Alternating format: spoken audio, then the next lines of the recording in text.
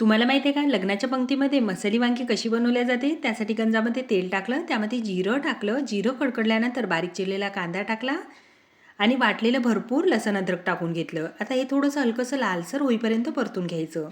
हे पहा इथपर्यंत. त्यानंतर वांगी अगोदरच चिरून धुवून ठेवली होती, ती वांगी त्यामध्ये टाकायची आहे आणि छान अशी परतून घ्यायची. आता वांगी तेलात टाकल्यामुळे कलरसुद्धा सुरेख येते आणि वांग्याची चवसुद्धा खूप मस्त लागते. छान असे परतून घ्यायचे आहेत. त्यानंतर त्यामध्ये कढीपत्ता टाकायचा, तेही परतून घ्यायचं आहे.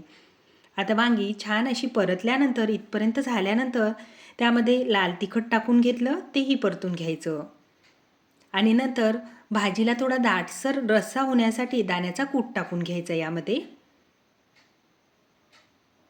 सगळं हे तेलातच टाकायचं आहे आणि नंतर वाटलेला खडा मसाला टाकून घ्यायचा, म्हणजे चव खूप मस्त येईल. आणि ही भाजी करत असताना नाही का, अख्ख्या घरभर या भाजीचा वास सुटला होता.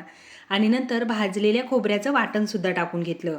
आता हे सगळं टाकल्यानंतर छान असं मिक्स करायचं, थोडा वेळ होऊ द्यायचं आणि त्यानंतर गरम पाणी करून टाकायचं आणि नंतर वरून धन्याची पावडर टाकून घेतली, छान अशी मिक्स केलं आणि कोथिंबीर फिरवली आणि भाजीला एक उकळी आणून घेतली. एका उकळीमध्ये भाजी बनवून तयारच होते.